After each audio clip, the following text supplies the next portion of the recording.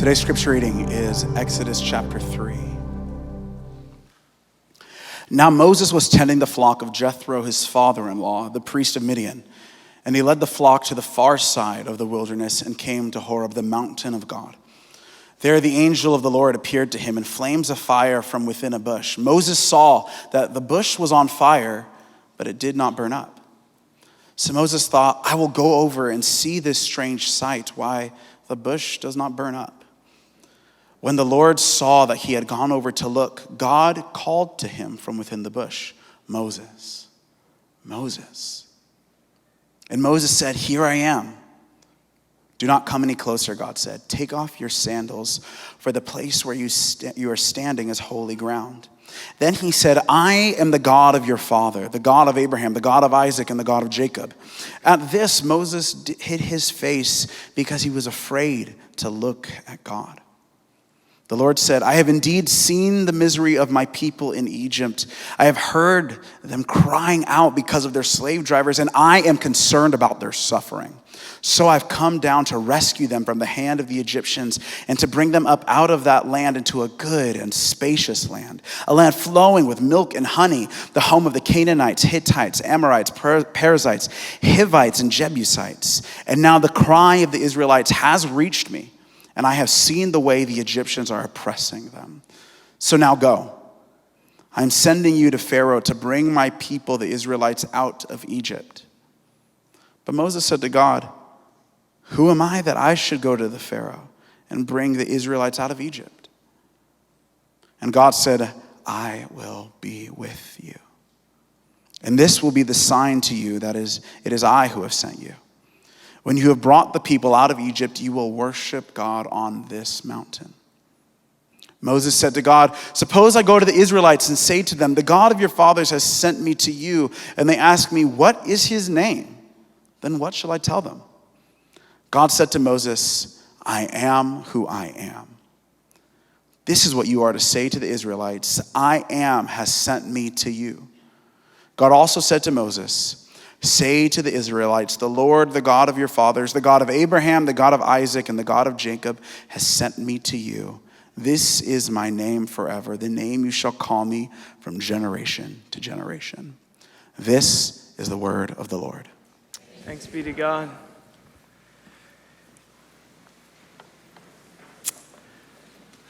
So I had been meeting with Fernando off and on for years, and we'd grown particularly close, and now with the news of an upcoming move to Portland for me, we decided to get in one last hurrah before the big goodbye. So it was this sunny, crisp fall Saturday, like movie set in New York kind of weather, and we're driving to Montauk, which is this famous little wealthy town at the tip of Long Island that the stockbrokers take helicopters to avoid the traffic.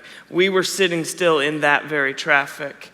And Hank and Simon, who were 4 and 2 at the time, they'd both dozed off in the backseat of the car. And so Fernando and I are just sitting up front talking the way you do on a road trip, just kind of weaving in and out of different topics of conversation, letting the dialogue wander. And eventually I asked about his kids because as well as I knew him, we'd never really talked all that much about his kids. And they were both grown up now in their early 20s. He had a son and a daughter, and he hadn't seen them in over a decade.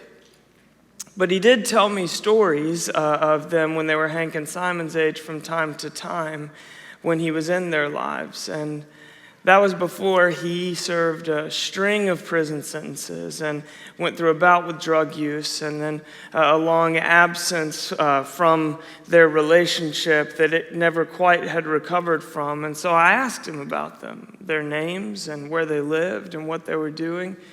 And he just got quiet.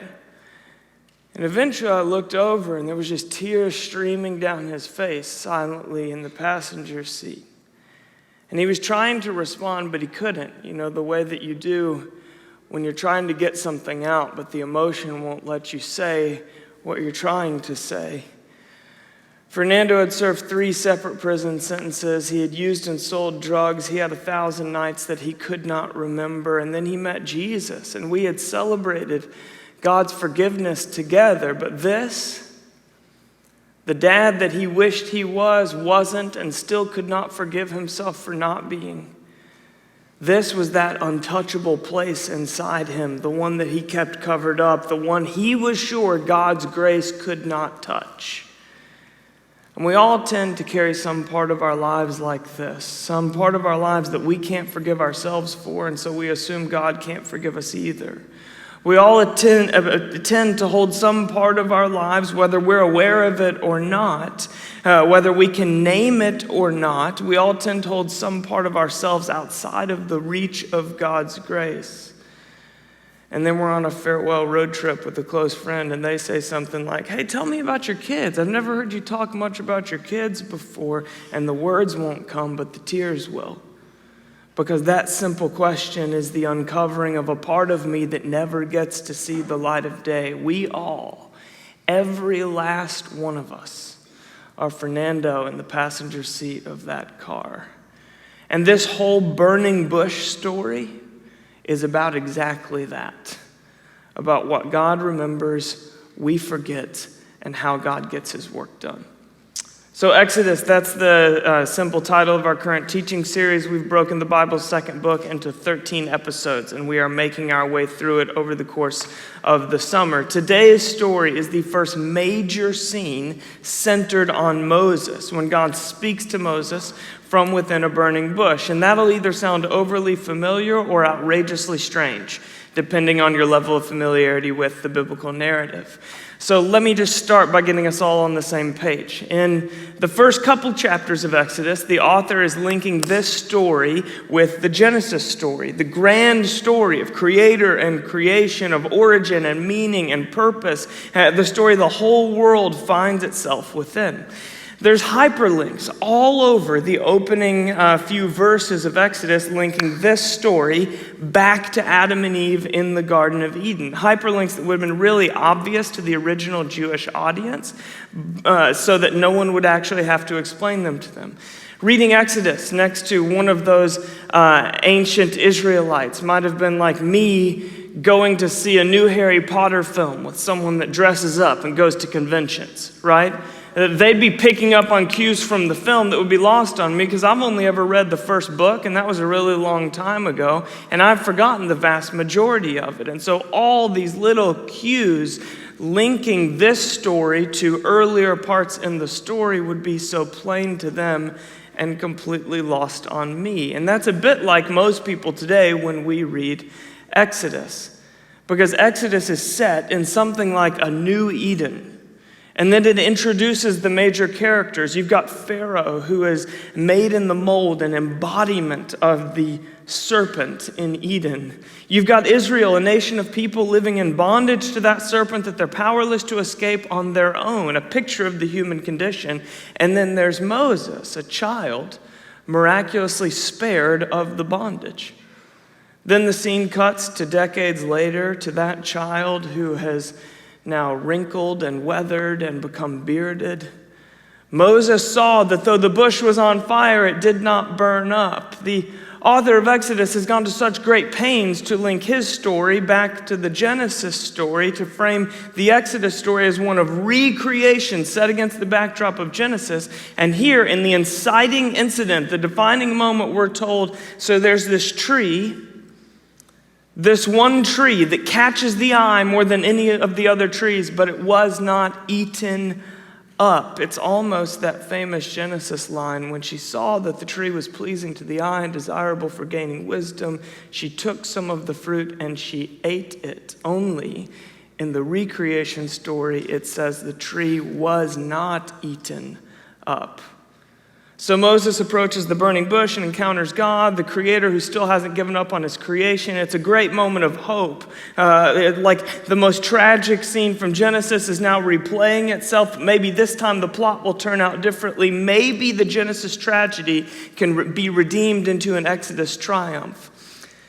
Has anyone seen that Netflix series Made? Yeah? Listen, I'm not really into shows, but this one got me. Like, it just really got me.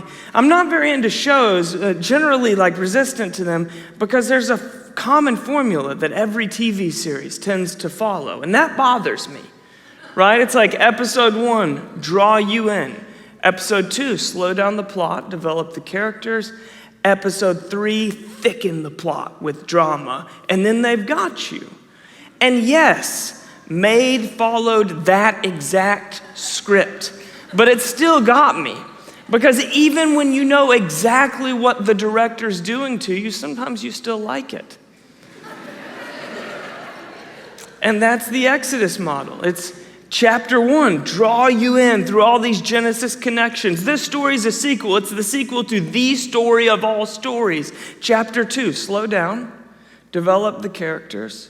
You've got Pharaoh in the mold of a villain. You've got Moses, a child whose birth is so fraught with imagery that God might just be redeeming the ultimate pain of the human experience through a deliverer. And then at that precise moment, the credits roll. It's a great cliffhanger at the end of episode 2.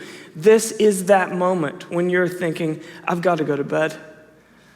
I've got work tomorrow. It's a Tuesday night. I've eaten an entire bag of Skinny Pop, which I think eliminates the name of the snack altogether. And it's nearly midnight. And as you're going through that internal monologue, Netflix plays that 10-second timer, and the next episode just starts automatically, and you think, I'm just going to do the first 15 minutes. I just want to see the way that ended. And then you're up till 2 a.m. on a Tuesday, because chapter 3 comes, thicken the plot, and you are sucked into the drama. That's what today is. Like, here comes the drama. You ready? All right, let's jump in. I do want you to keep a finger in your Bible in Exodus 3 because that's where we're going to spend the bulk of our time.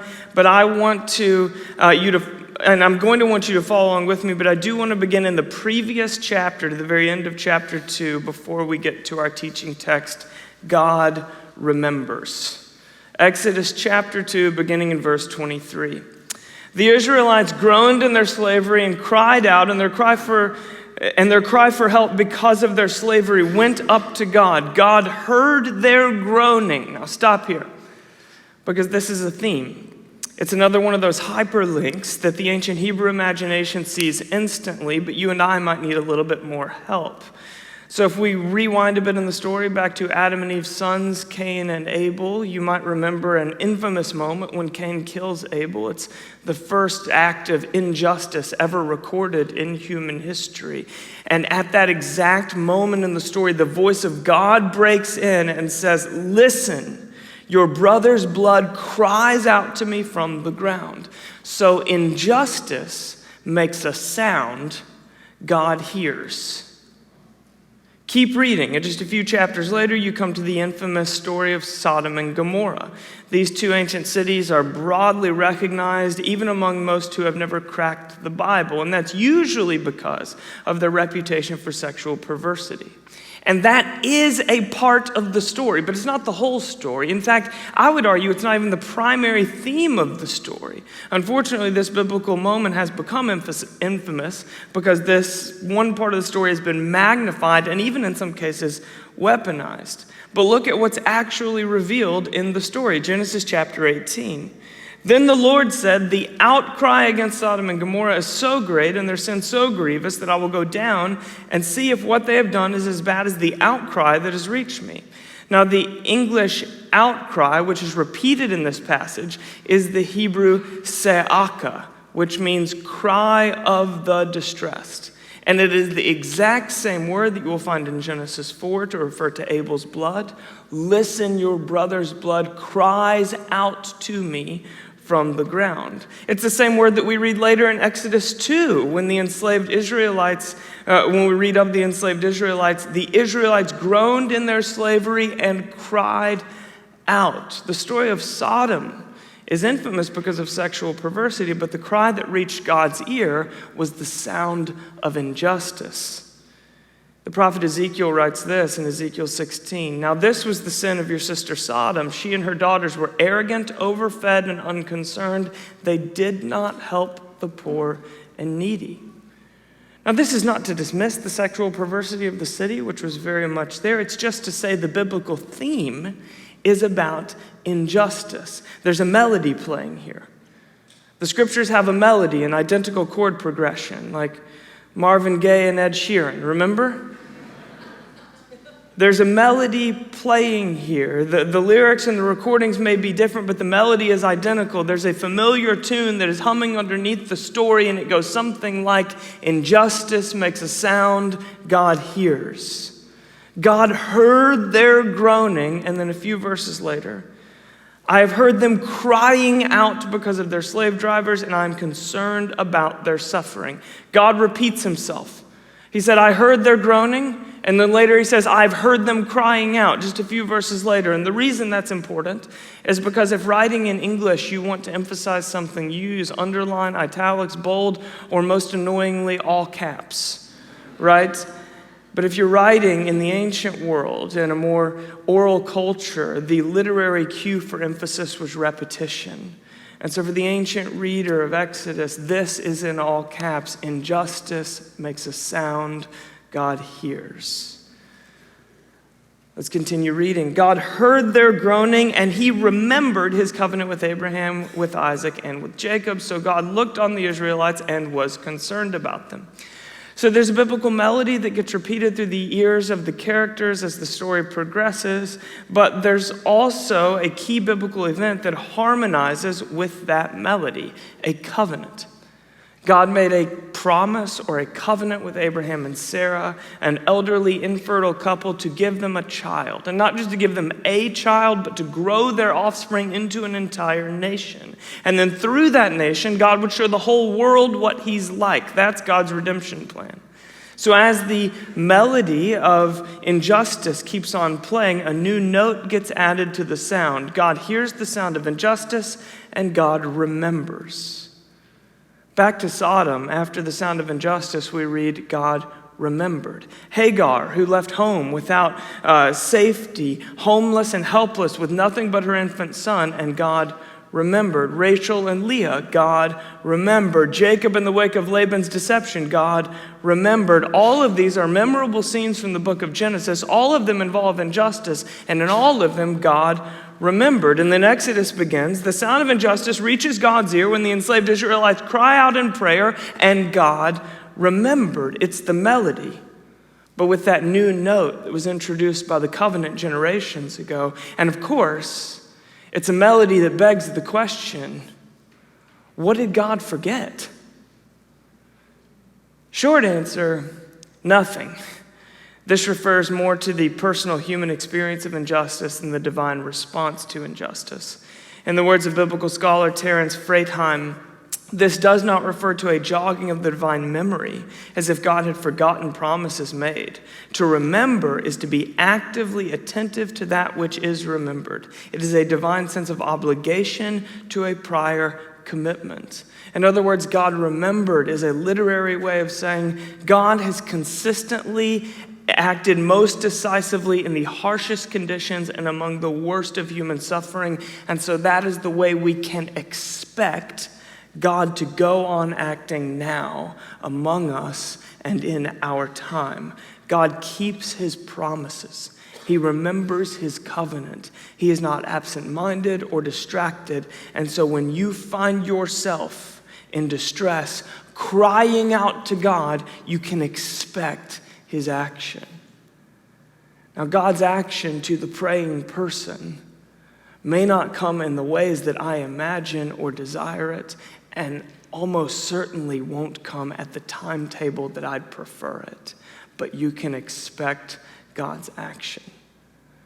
The God who intervenes most powerfully in the midst of the bleakest injustice, that's the drama that we're going to get to next week. But first, the story centers on a very unlikely candidate to lead the rescue because, not to get ahead of myself, but that is how God gets his work done. When God speaks to Moses from within that burning bush, he says, I've indeed seen the misery of my people in Egypt. I've heard them crying out because of their slave drivers, and I'm concerned about their suffering. So I've come down to rescue them from the hand of the Egyptians and bring them up out of the land into a good and spacious land. This is God's way of telling Moses that not that he's recalled something important. It's God's way of telling Moses that he is exactly who he's been rumored to be, a God who keeps his promises. An invitation for Moses to trust even now that Yahweh is a God who remembers. An invitation that Moses is going to find particularly challenging because, well, we forget. And this brings us to our teaching text. Now follow along with me in your Bibles, beginning at verse 6. This is God speaking to Moses from within the burning bush. Then he said, I am the God of your father, the God of Abraham, the God of Isaac, and the God of Jacob. At this, Moses hid his face because he was afraid to look at God. Now, if you'll recall from a couple of weeks ago, the subtext that runs underneath the first couple of chapters of Exodus is, we don't know when, but somewhere along the way, Israel forgot God's name. To Abraham, Isaac, and Jacob, God revealed himself by the very personal name Yahweh. And in spite of the great lengths the author of Exodus has gone to tie this narrative back to Genesis, the one obvious place that there's not a tie but a complete break is in the name of God. The author of Exodus has changed the name from Yahweh, a personal name, back to Elohim, which is a title. So instead of a God I know and walk with and talk with, God is presented more like a distant deity. Like, I've heard the rumors for sure, but I don't know the guy, not personally. Yahweh in Genesis is replaced by Elohim in Exodus, and that is so important because in the Hebrew imagination, a name is not just a collection of syllables by which someone is called. It is a descriptor of their person. It is the tightest and shortest description of someone's character, action, destiny, and role in the story of the world. Israel forgot God's name, meaning they forgot what God is like. They forgot who God had already revealed himself to be. Yahweh in Genesis is replaced by Elohim in Exodus until the burning bush. So let's nerd out just a little bit on God's voice to Moses from that bush, because there's something going on here that is very technical but extremely important to the story that's unfolding. Then he said, I am the Elohim of your father, the Elohim of Abraham, the Elohim of Isaac, and the Elohim of Jacob. Then Yahweh said, I have indeed seen the misery of my people in Egypt. I've heard them crying out because of their slave drivers, and I'm concerned about their suffering. So when God reveals something that is familiar about his character, when the author of Exodus plays the melody of Genesis, something happens. It's like the famous theme of the score of a film begins to play underneath a scene in the sequel. For the first time in Exodus, the personal name of Yahweh is revealed, the very name that Abraham, Isaac, and Jacob knew and called God by. But then there's this, verse 11. But Moses said to Elohim, who am I that I should go to Pharaoh and bring the Israelites out of Egypt? And then again in verse 13, Moses said to Elohim, suppose I go to the Israelites and say to them, the God of your fathers has sent me, and they ask me, what is his name? Then what shall I tell them? So the narrator shifts from Elohim to Yahweh, from a title like Sir or Mr. to a personal name like Steve or John. A title implies respect. A personal name implies intimacy. The narrator moves in closer from respect to intimacy. The narrator moves to Yahweh, but Moses stays at Elohim. So God repeats his name. Only this time he introduces himself to Moses in the personal form. God said to Moses, say to the Israelites, Yahweh, the God of your fathers, the God of Abraham, the God of Isaac, and the God of Jacob, has sent me to you. So God first introduces himself by a title, Elohim of Abraham, Isaac, and Jacob. Later, God introduces himself a second time by a personal Yahweh of Abraham, Isaac, and Jacob. Moses remembered what he and all of Israel had forgotten: God's name, his person, his character, the way he had already revealed himself to be. He's the one who hears the sound of injustice. He's the one who does his most powerful and decisive work in the bleakest of human conditions. In fact, God is sending Moses as his representative so that not just he, but all of God's people would remember his name and know that he is the kind of God who comes to the rescue at the cry of injustice. But what happened in between that first and second introduction? What happened to that bush? How did Moses recover God's lost identity? Well, Moses voiced two objections, both of them phrased in the forms of questions. Who am I that I should go to Pharaoh and bring the Israelites out of Egypt? And suppose I go to the Israelites and say to them, the God of your fathers has sent me to you, and they ask me, what is his name? What shall I tell them? Moses asks two questions. Who am I? And who are you? So I'm on that long drive with Fernando, and he's weeping just at the thought of his kids.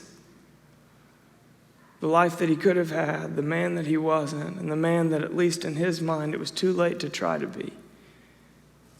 He was weeping because it was exposed, that part of his life that grace couldn't touch. And there's a word for that.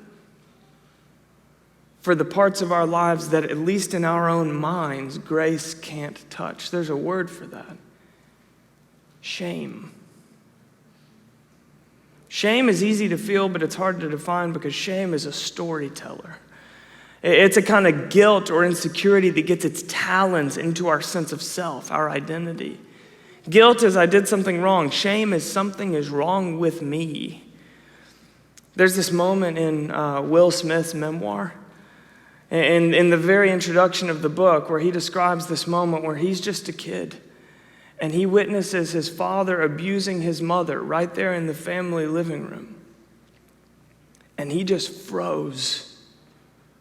Now, he's the oldest. This is a defining moment for him to step up, to fight back, to defend his mom, and he just froze. And then his little brother, who had been standing behind him, walks past him, steps in, and defends their mother against their father. And that, says Will, is the defining moment of my life. It is the one I've never stopped living in response to. It's the moment I've tried to protect myself from ever being in again, and I've tried to prove to everyone that that is not the person that I am. That is shame. It's a part of me that grace can't touch. And so instead of being redeemed by the author, shame gets to become the author. That's what I mean. Shame is easy to feel. It's hard to define because shame is a storyteller. It takes the pen out of the hand of God and begins to write the story that we live in response to. Shame is the father who left before you ever got to know him, who never wanted to be a part of your life and therefore somehow became the most defining character in your life. Shame is the way your first boyfriend made you feel when you were 15, who defined you by some minimization of your dignity, a feeling that you've never been able to completely shake. Shame is the part of your family of origin that you learned to hide. It's your parents' infidelity or your mother's addiction. It is your lack or your plenty. Shame is the person you never want to become but are afraid you might be. The way you never want to be defined, and so you're constantly defining yourself against. Shame is a storyteller. It's the part of me that grace can't touch, and so instead of being redeemed by the author, it becomes the author. Shame is a shorthand word for forgetting who God is and forgetting who I am. And so in the midst of shame, there are two questions that we should always ask, two questions we should point directly at God, and they are the two questions that Moses asks at that burning bush. Who am I? And who are you? The first time in my life I can ever recall feeling shame, it came for me a whole lot like it did for Fernando. I was sitting in the passenger seat of someone else's car. I must have been like 6 or 7 years old, and my grandfather was driving, and he had this amazing new piece of technology called a car phone. Do you guys remember this brief moment in between landlines and cell phones when a corded telephone was put into the center console of only the most luxurious of vehicles. He got his hands on one of those vehicles, and I could not keep my hands off of it. So he's driving somewhere, and I'm pretending to make and take calls. I'm messing with this thing. I'm getting a little more and more rowdy and into it. He's getting a little bit more agitated and concerned. And then I was ripping the phone off, pretending to take another call, and I broke a small plastic piece off the base of the phone. And he said, "Dang it, Tyler! I told you to stop." And I froze. Because the man who fed me hard candies from his pocket and let me shoot his BB gun at soda cans, and the man who let me roast marshmallows on his indoor fireplace, the man who let me break every kind of rule and eat ice cream in his bed and brought me joy and permission and only joy and permission, that man for the first and only time yelled at me. And I got very quiet. And I know it sounds really dramatic, but something in me just did not feel safe anymore suddenly, like I didn't know who I was to him now and who he was to me. What is that? It's shame.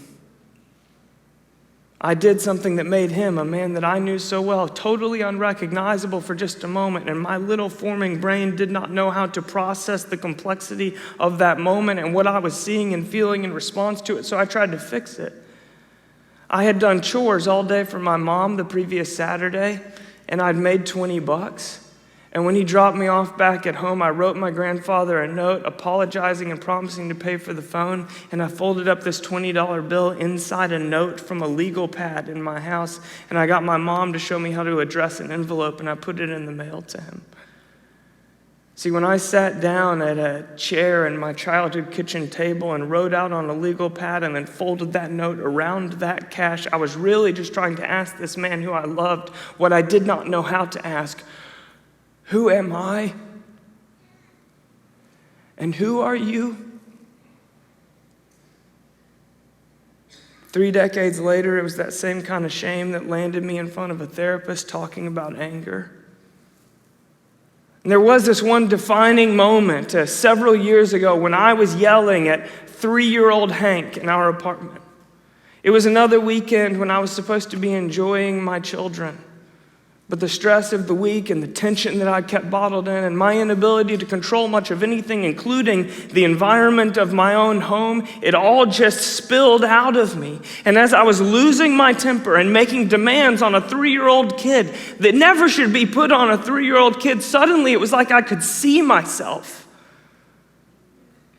And I had always assumed that I would be a good dad, a great dad.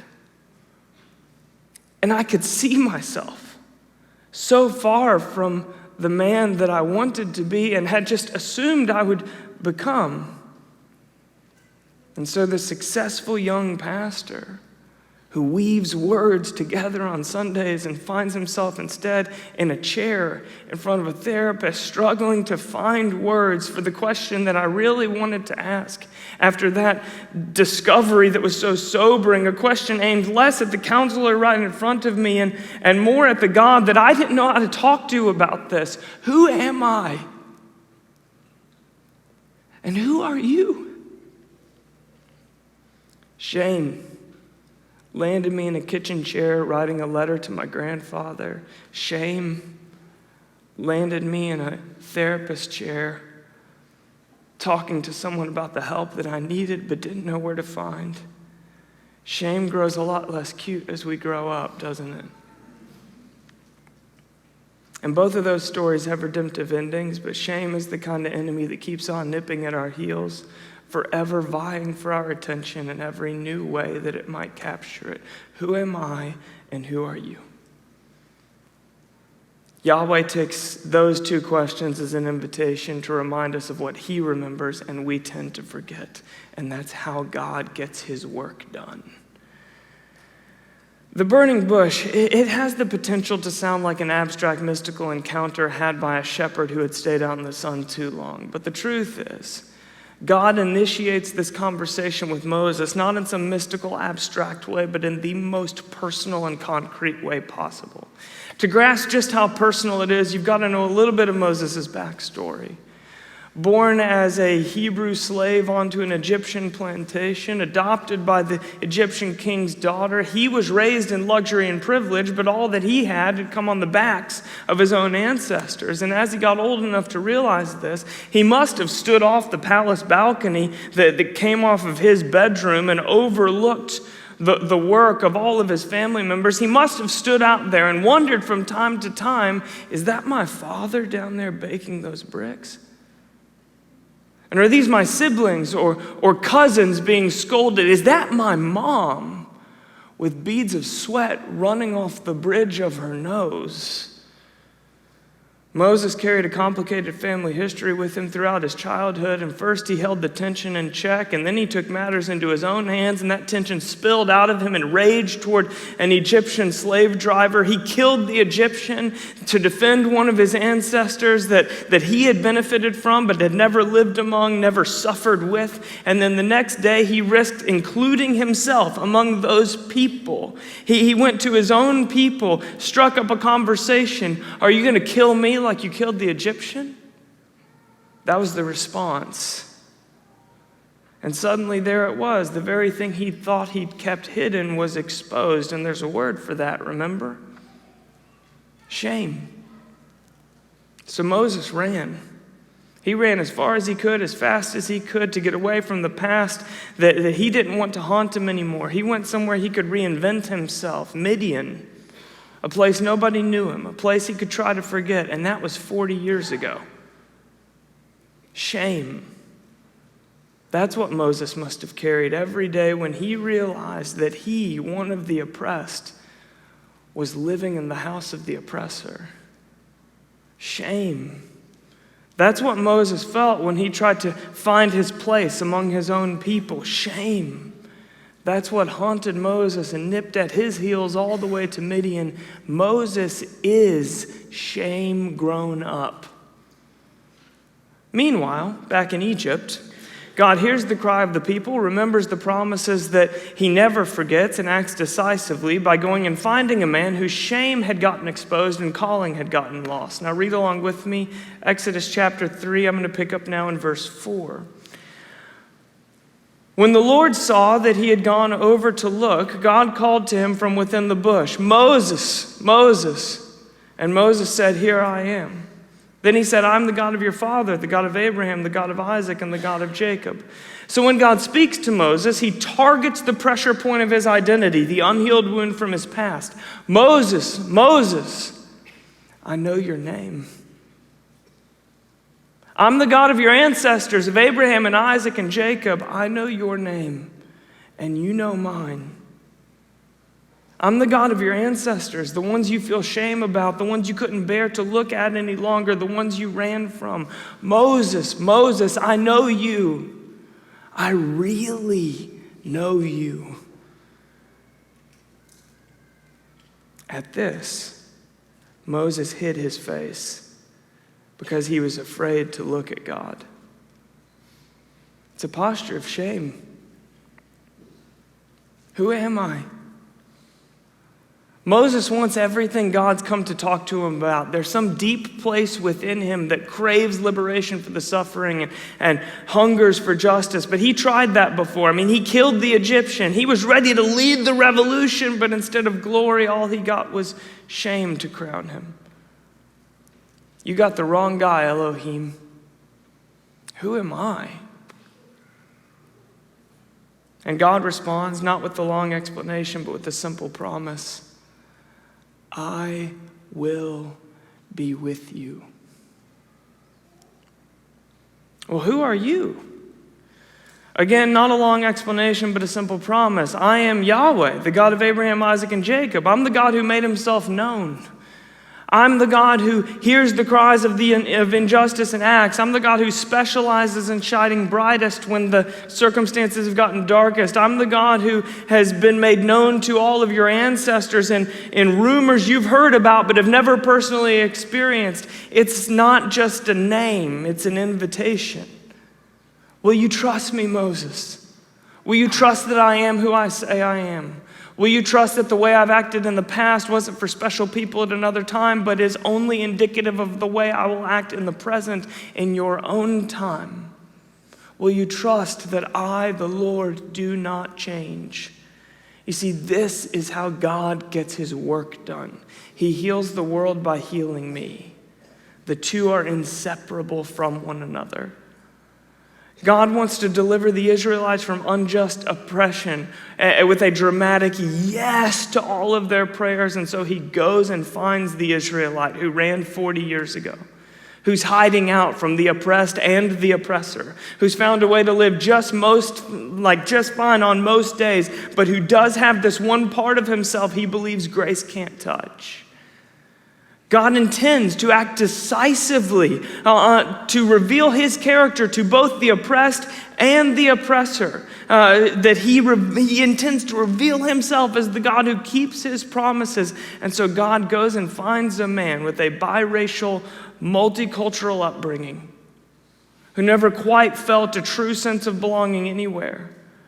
A man with a heart for injustice, but who was covered up in shame. A man whose life has been defined by running from the very place and people and identity that God called him to. God heard the cry of injustice. And so he spoke to Moses in the most personal way until he finally got his attention. Because that is how God gets his work done. Judas Iscariot is probably the most unlikable, tragic character in the whole of the Bible. The greedy disciple who exploited Jesus, who sold the life of God for a handful of shekels, who in the end was so haunted by what he'd done that he couldn't live with himself. After Jesus' crucifixion, Judas is last seen on the pages of Scripture in a scene that is eerily reminiscent of Moses. In a field alone, a place that he'd run to try to escape himself, to outrun his shame, and it was there that he took his own life, making a casket out of his shame and lying down in it. Matthew's gospel tells us that seeing what had unfolded after his betrayal, Judas was, quote, seized with remorse. He went and tried to return the shekels to the priests, that they wouldn't take them. He tried to somehow undo what he'd done with the consequences of his actions now in plain view. I have sinned, he said, for I have betrayed innocent blood. Dare we call that a confession? But the priests who heard it had no power to forgive, even if they had wanted to. Jesus was standing trial. Judas was cast off as the one who put Jesus there. Many look at the life of Judas as a theological inevitability. Cursed from the beginning to play a villain role that somebody had to play, a tragic but necessary casualty for the redemption of the rest of us. And I'm not here to pretend there isn't all sorts of theological complexity and plenty of divine mystery wrapped up into this one member of the 12. But the question that I find myself asking over Judas's shame-drenched casket is, what if? Or what if Judas had not hung himself that day on that tree? What if instead he just held on for 3 unbearable shame-covered days? How might the resurrected Jesus have responded to the disciple who had so dramatically betrayed him? Well, how does God get his work done? Peter is perhaps the most well-known, likable of all of Jesus' cast of characters, but he's not so unlike Judas. Within a few hours of Judas' kiss of betrayal, selling the Messiah for a handful of shekels, it was Peter who betrayed Jesus 3 times as he warmed his hands over a charcoal fire, selling the Messiah for a blend-in reputation. Judas was the betrayer Jesus mentioned as he dipped his hand in the bowl at the Last Supper, but Peter was the betrayer Jesus mentioned in front of all of the others on that very same night.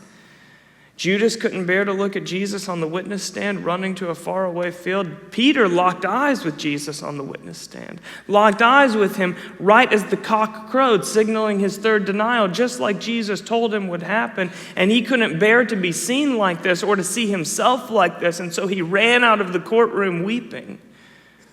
Judas' shame laid him down to sleep for good. Peter's shame wouldn't let him sleep a wink. Up all night fishing, 3 days even after the betrayal. And that's when Yahweh revealed his name to Peter in a scene not unlike Moses. Peter's passing hours at work, keeping busy to stay sane, to try to feel okay, to bear the shame. And the easiest way to bear it is to not have to look directly at it or think too hard about it. And there on the beach is a fire. Not a burning bush, but a charcoal fire. And Yahweh calls to Peter in the form of the resurrected Jesus, Simon, do you love me? Simon, do you love me? Simon, do you love me? 3 questions for 3 denials, all followed by a recommissioning, feed my sheep. And so it was Peter the betrayer recommissioned in the midst of shame as the rock on whom Jesus promised to build his church. It was Peter who stood up on the day of Pentecost and preached the sermon that launched the movement to heal the whole world, and the rest is history. How does God get his work done? He heals the world by healing me. The two are inseparable from one another. What if Judas had just held on for 3 more days? It's a mystery we will never know the answer to. I do find myself wondering, though, if the great tragedy of Judas Iscariot is not that he betrayed Jesus, it's that he didn't stick around long enough to be redeemed. Because that is how God gets his work done. Grace that overcomes shame. It's just another note in the melody that plays underneath the redemption story that God has never stopped writing. What we can learn from Moses at the burning bush is this, that God's calling on your life is far bigger than you've ever dared imagine, and it is grace and only grace that qualifies and empowers you to live it. Grace that you will never tire of trying to buck off and throw off, always insistent on trying to find some other way in, but there is no other way in. In the words of Day Nortland, only as we drink down the kindness of the heart of Christ will we leave in our wake, everywhere we go, the aroma of heaven, and die one day having startled the world with glimpses of a divine kindness too great to be boxed in by what we deserve. And so I'll land here this morning. And he led the flock to the far side of the wilderness and came to Horeb, the mountain of God. Mount Horeb. That's where the bush was burning. That's where the encounter happened. This is the first mention in Exodus of a place Moses will never tire of returning to. Horeb is the place where the cloud of God's presence falls. Horeb is where Moses received the 10 Commandments. Horeb is where God revealed the blueprints of the tabernacle to Moses. Horeb is the place where heaven touches earth. Horeb is Eden. The first Eden is a place where we were naked and unashamed because we were without sin. The new Eden that God is remaking on this earth is a place where we are naked and unashamed, not because we are without sin, but because in our naked vulnerability, the uncovering of our shame, we discover that God's grace is more powerful than our sin. The place where Yahweh healed his shame, that is the holy ground that Moses never tires of returning to. And I used to picture Peter in that moment where Jesus locked eyes with him from the witness stand, and I would wince. And I wouldn't wince because I thought Jesus was looking at him with eyes of condemnation. I'm sure it was grace, it was the expression on his face. I would wince because I would feel what Peter must have felt that sent him running in tears.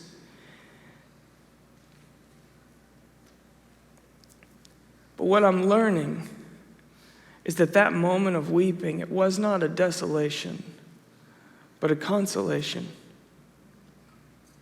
Because of who Peter in his shame discovered God to be, he could return again and again to that courtroom, to the scene of his denial, to the place that he ran out weeping to. He could return not to wince, but to know holy ground, the place where my shame was healed. The place where Peter met the God he'd convinced himself he didn't need, was far better off without, but of course it was the very encounter that he needed the most. And that's the sort of Eden that God is remaking in our world. It's not reclaimed places of human perfection, but reclaimed places of naked vulnerability where shame is washed away because God's grace is more powerful than my sin. No matter who you are or what you have done, I am convinced of this, that there is more grace in God than there is sin in you or me. So Fernando's next to me in the passenger seat.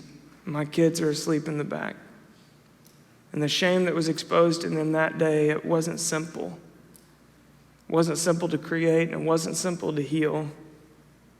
The next time I saw him weeping like that was 6 months later, when he was equally struggling to get words out. And when he finally did, he said to me, I finally really believe that God forgives me. What does that mean for his relationship to his kids? Not sure yet. That story is still being written. Life is not a Disney script, and relationships are complicated. That story is still very much in process. What does it mean for his relationship to God? It means Jesus calls Fernando friend, and he calls Jesus Lord. It means there's more grace in God than there is sin in Fernando. Hallelujah.